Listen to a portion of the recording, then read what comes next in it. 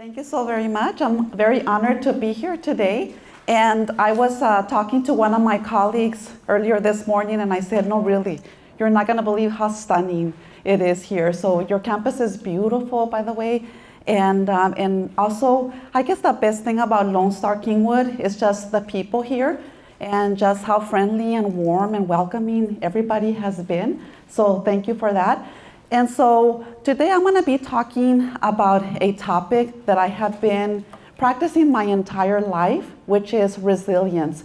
So raise your hand if you have heard of this word before, resilience. Raise your hand. Awesome. Now, what does it mean? What does it mean to be resilient? Can somebody tell me? Yes, excellent. Getting back up when you get knocked down, is that what you said? Awesome, very, very nice, yes. Okay, hard to stop, excellent, very good. So that's exactly what it is. So what I'm going to do is start out by saying that one of the differences between people who are resilient and people who are not is action. So the difference between people who are living their dreams and you is that the people who are living their dreams have actually engaged in more action, because one of the things that happens is that resilient people take a lot of calculated risks, okay? And so because what happens sometimes is that we get very, very comfortable in our, I guess, friendly, but I guess familiar, but small world. And sometimes we have to expand it, and we have to do it by, first of all, acknowledging that fear is a part of that process, okay? So we have to do that. And then we also need to be kind of a rebel, because one of the things that happens is that resilient people do not ask for permission. So they take the bull and they grab it by the horns, okay? That is what we do. So we're gonna learn about how we do that today. And so, like Dr. Galvan was mentioning earlier, I'm one of those people that has been taking action really throughout my whole life. And the way that I did that is when I was 19, just like you, I started at a community college.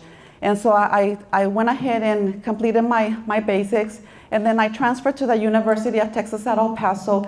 And so I earned my bachelor's degree in education, and then my master's in counseling, and then later my PhD from NMSU. And so then I decided to actually come back to El Paso Community College, because when I was there, I felt that my professors and my counselors really had treated me like family, and they had made me feel at home. But at the same time too, they were tough enough with me where they were able to teach me the skills that I needed to survive at the university. So I'm just very, very grateful to the community colleges in general, and the faculty and counselors and the staff, really everybody who works at community colleges. Because sometimes I think that we don't get enough recognition, and we're great places. And so then I decided to return as a counselor, and then later as a professor of Education 1300. And one of the great things about this course is that it's a course about success. It's a course about resilience, really, and that is what happens when you take Education 1300. You build on your resilience, and you are able to improve your life. So now, we're talking about action, right? But no, actually, before I do this, I wanna ask you a question. So, are you all willing to take a lot of action? Can I have a yes? Yes. All right. Okay. So I'm gonna ask you one more time, but this time, what I want you to do is say yes, yes. The first yes is for you to hear, and the second one is for the universe to know how much you really want it. All right. So, are you ready to take a lot of action? Yes, yes. Awesome, I love it. And you can say yes, yes anytime you hear something that you like. Ready? So yes, yes. All right. And the thing is that even if somebody else doesn't do a yes, yes, it's okay, because sometimes we tend to wait for people to take the lead. And really, you should always be the one that takes the lead. Don't wait for others. You have to do it yourself. All right. So now, I have this book here, and like Dr. Galvan was saying, this book has a lot of stories, and it's really a lot of stories about students like you and their professors, and how they overcame many, many obstacles. And many of the stories I've been told are very inspirational. So my question is this: who wants this book? Yes. Wow, good job. Okay, let me try one more time.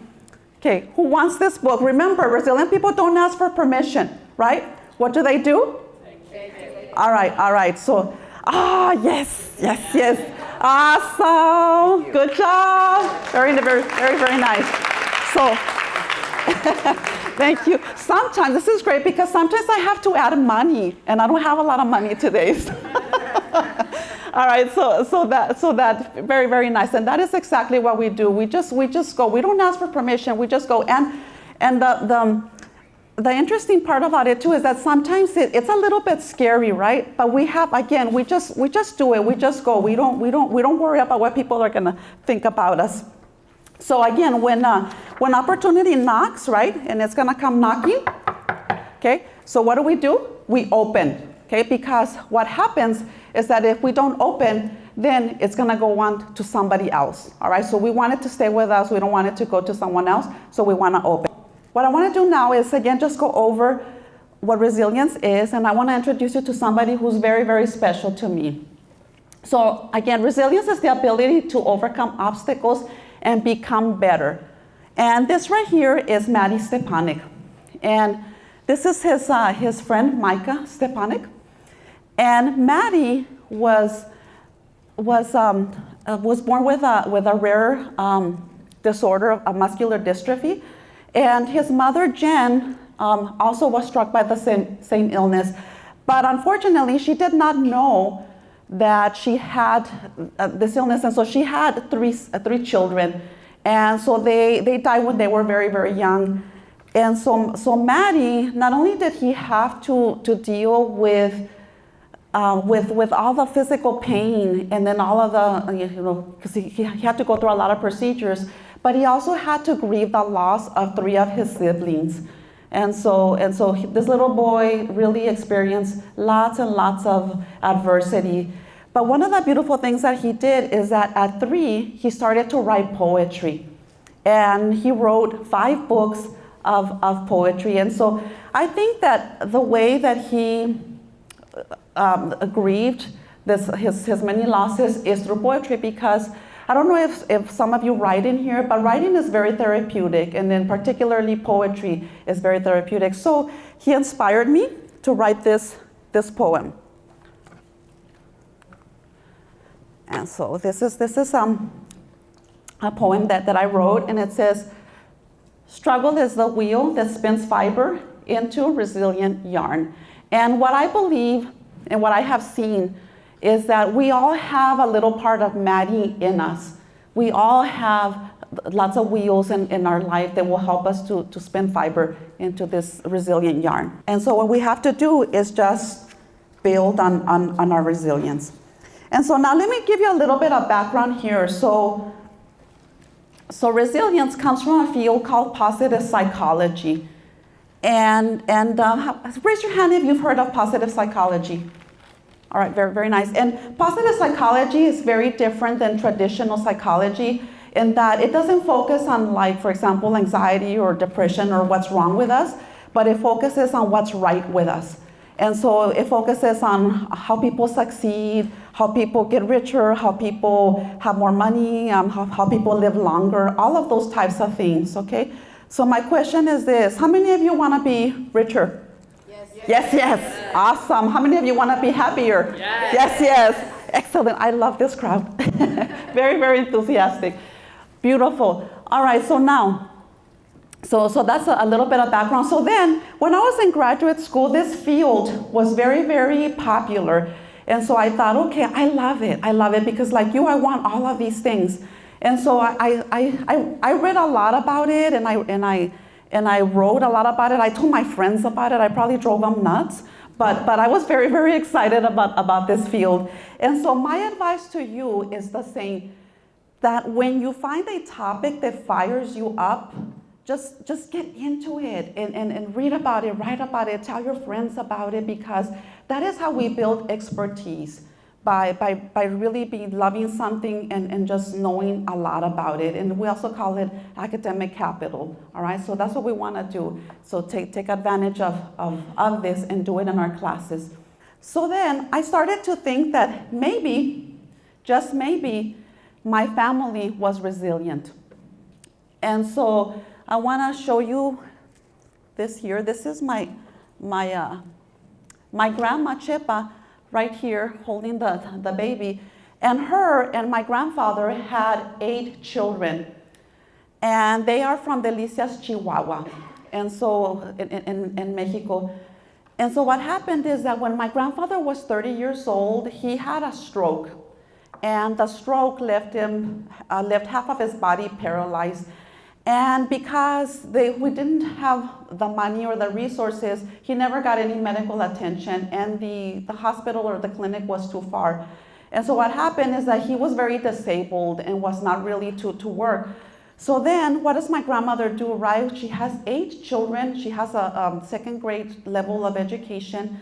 And so life was a little bit difficult until this little angel here. This is my great-grandmother, Toña, and that's my grandmother's mom. And this little angel put together all of her savings, and she went ahead and brought my grandma and all her children to Ciudad Juarez. And when my grandmother was there in Juarez, she went ahead and got her a local visa. And so my grandmother would cross the border every day. She was a maid, and she would work preferably for money, but many times they would, pay her with a sack of potatoes or beans, and which was really good because then that's how she would feed and take care of us. And so then when I was very young, I started to think, okay, well, how do I help my grandmother? How do I help us get out of this situation? And so that became my lifelong journey, and that's why I'm here today, because of my family. And so yes, it turns out that my grandmother was very, very resilient. So how do we build resilience? And so when I was again in working on my PhD, and actually even before then, one of the things that used to happen to me as a counselor and also as a professor is that students used to tell me stories all the time, these beautiful, beautiful stories. And I'm like, you know what, somebody has to document these because there are fantastic things happening at the community college. And I thought, you know what, that's gonna be me, because that's the other thing that resilient people do, right? We push boundaries all the time. And so when I was working on my PhD, I decided to interview students and learn more about their stories so that I could write them in a book eventually. And then what I did later too is I interviewed their professors and found lots of really great relationships there. And so that's what the book is. It's stories about both of them. And so when I was doing this research, I really learned a lot of different things. And one of the things that I found is that there are characteristics or personal strengths, personal protective factors that resilient people have in common, all right? And so I'm just gonna call them personal strengths just for simplicity. And it's these 4 here. So we're gonna focus on the powerful self first, okay? And, all right, so with the powerful self, this includes autonomy and self-awareness. And so resilient people know how to tap into their internal resources. And so they have a very strong personal sense of control because they can see a connection between their goals and their actions. And in psychology, we call it an internal locus of control, and which means that when things go wrong, we don't blame others. We try to figure out a way to solve these things. And so with internal locus of control,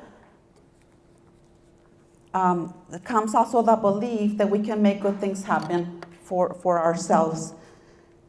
And so this is what happened to me when again, growing up and seeing all of these just different things happening to my family. Not only did I have compassion and empathy for my grandma, but then I also felt anger. And anger can be a really, really great thing because it can really push us to do what needs to get done. And so what I did is I wrote another poem which says that anger inspires you to fight. When you ask, what am I going to do about it? You turn from victim to activist. And so I didn't know this, but when I was 7 years old, I was already an activist, okay? So, and a lot of us are, it's just a matter of recognizing it. And so many of the students too that I interviewed had very similar stories. And I talked to one of my former students, his name is Juan Pablo. And when Juan Pablo was 19 years old, his girlfriend got pregnant. And he was very, very sad and concerned, but also frustrated and angry. And so I'm gonna read you a piece from the book. This is from page 81. And this is from Juan Pablo, and it says, before my son Matthew arrived in this world at the beginning of 2010, I was not living a very promising or fulfilling life. I was 18 years old at the time and had just graduated in 2008 from high school. So I was kind of trying to figure out my place in the world. Having not found my identity during high school, you could say I was a bit of a late bloomer. I also wasn't very confident in myself, was often a pushover, and people took advantage of me, whether it be financially or otherwise. I did not attend El Paso Community College immediately after graduating from high school. Instead, I was busy living a stagnant life, working at a restaurant as a cook. I was working at a locally owned and operated restaurant that specialized in cooking fried chicken wings for minimum wage at the time. The owner/store manager often smoked marijuana, snorted cocaine, and other various illegal drugs while on the job. He often harassed me into taking a break to smoke some pot at the back of the store. I also recreationally smoked with my friends. To be honest, I never really liked smoking, but was afraid I would not be able to find any other friends. I knew deep down I didn't want to, but I just wanted a place to belong. And so again, Juan Pablo took his anger and he enrolled himself at El Paso Community College. And so, which is fantastic, right? Because really, that's what you all are doing here, right? So you're already taking the first step in building on your powerful self. And the next personal strength is problem solving. So problem solving and critical thinking go hand in hand, they go together. And so one of the things that we do, the problem solvers do, is we ask the tough questions, right? And so we step into our truth and we ask things, that are hard sometimes, but that are necessary. So a question that I like to ask is, what are you willing to let go of that is getting in between you and your dreams, right? Because many times we have to let go of beliefs, we have to let go of ideas, even of people, like in the case of Juan Pablo, right? We have to cut ties with people, even though it's difficult because they're keeping us stuck. And that's what he did. And he cut ties with he quit his job, cut the ties, and then he said he cut the ties with the delinquents. That's what he says in the book that he was hanging around with. And so, and these things are not easy. Sometimes they can be a little bit hard. And then the next one is purpose.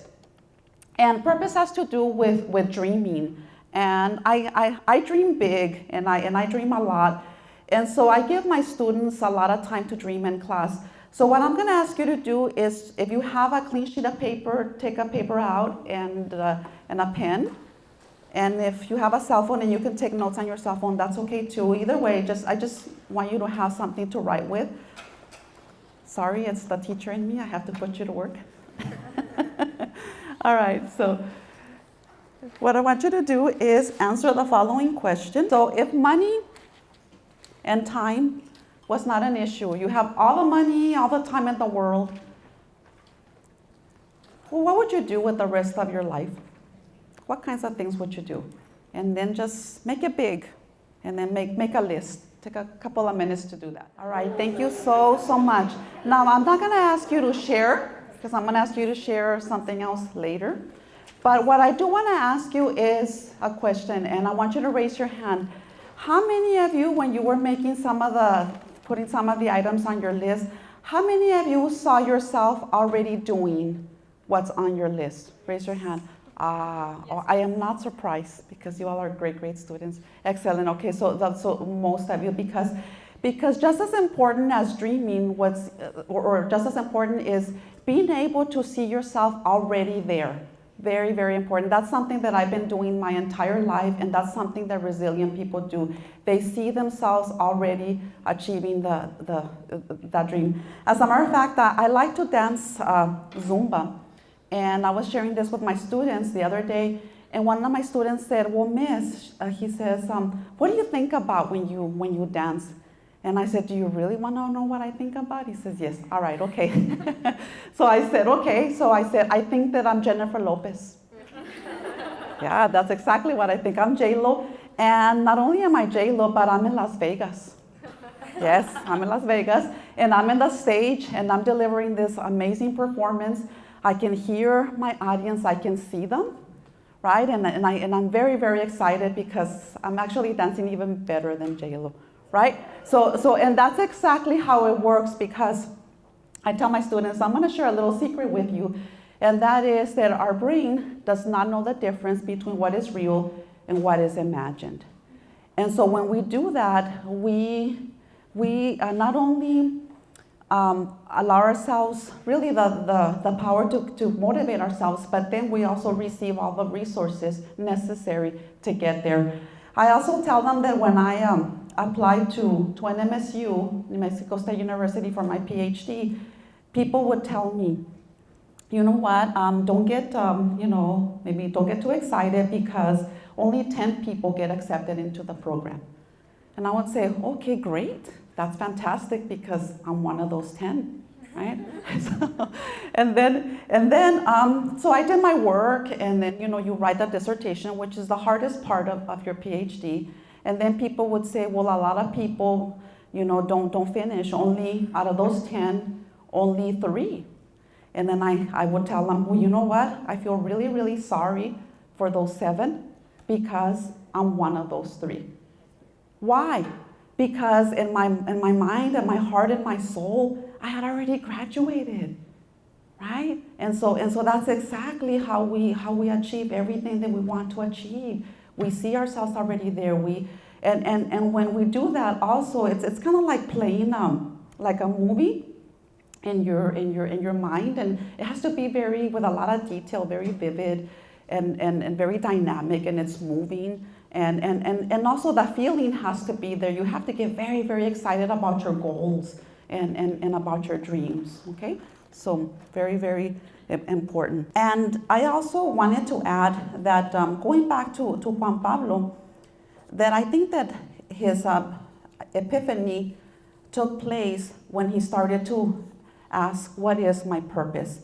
And one of the things that he discovered is that it wasn't about him, but that it was about his son. And I think that is what happens, is that we have to remember that it is more about others than it is about you, because it is about lifting yourself so that you can lift others with you. All right, so now let's talk about people skills. This is the last, personal strength. And with people skills, this is what Daniel Goleman calls emotional intelligence, or EQ. And so these are people that, again, they just feel comfortable around other people. And that's one of the things that I noticed too when I interviewed students and professors, is that they were very, very friendly and very warm, and just felt comfortable around people. And even when they were shy, because you can be very, very shy and still have that aura, that warmth about you. And so what we're going to do now is we're going to practice being what I call socially competent. And so what I want you to do is to stand up. Okay, everybody has to stand up. I forgot to warn you, this is a very engaging presentation. So this is what I do in my classes. All right, so what I'm going to ask you to do, you can stretch if you want. We've been sitting for a little while. And what I want you to do in a little bit is I'm going to ask, can I practice with you? Yes? All right, okay. So we're just going to shake hands for 6 seconds, and we can talk about anything, okay? So my name's Blanca. I'm Jermaine. All right. So how's your day so far? Schooling. Okay. All right. Okay. So what is the best part of your day? Waking up to my daughter. All right. Okay. Beautiful. Thank you so much. Was that 6 seconds? Yes. Right. So what I want you to do is do the same thing. You can talk about anything. Maybe not politics, or yeah, you. But I don't want any fights. Okay. No fights. All right. So what I want you to do is 6 seconds with 3 people, any 3 people that you choose, and you already have 1, so you need 2. All right? Okay, excellent. So go ahead and do that. The other part too, or another finding that I also found when interviewing people is it has to do with our environment, and it has to do with the role that it plays in our success. And so, of course, it's family, school, and community. And also, interestingly enough, what I also found is that a lot of the people that I talked to, they came from families kind of similar to mine, and many of them did not have the support that we sometimes typically have, which is okay because it didn't really matter.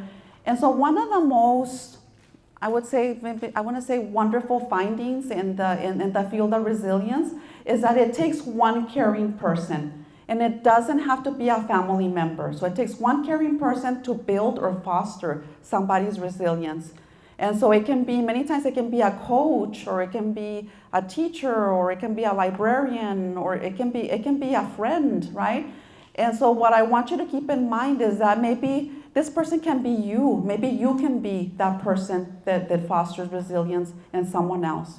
All right. So and here, this is a photograph of my son, Jorge. He is 9 years old, and this is my nephew, his cousin, Andrew, and this is his person in his life.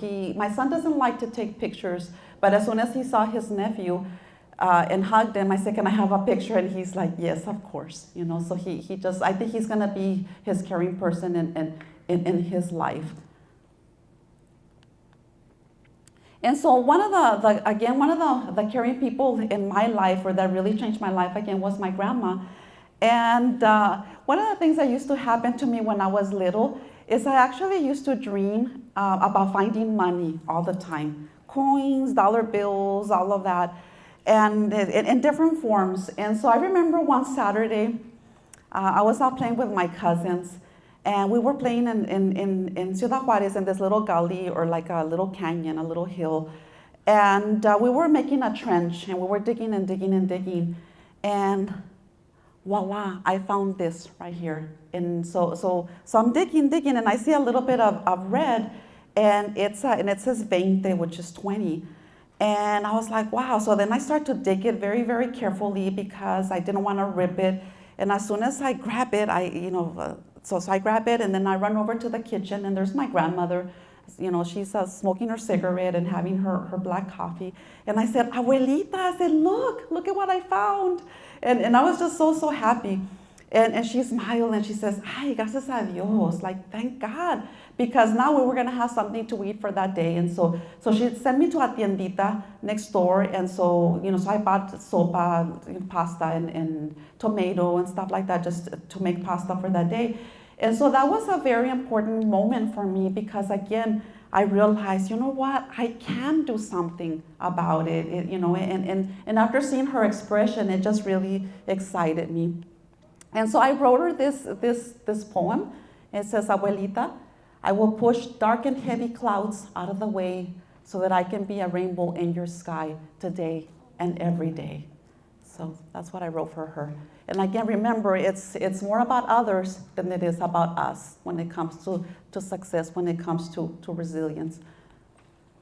So another finding, like I said, I learned a lot from students and professors. And so one of the things that I found too is how important cultural factors are in our success. And I call this pedagogies of survival.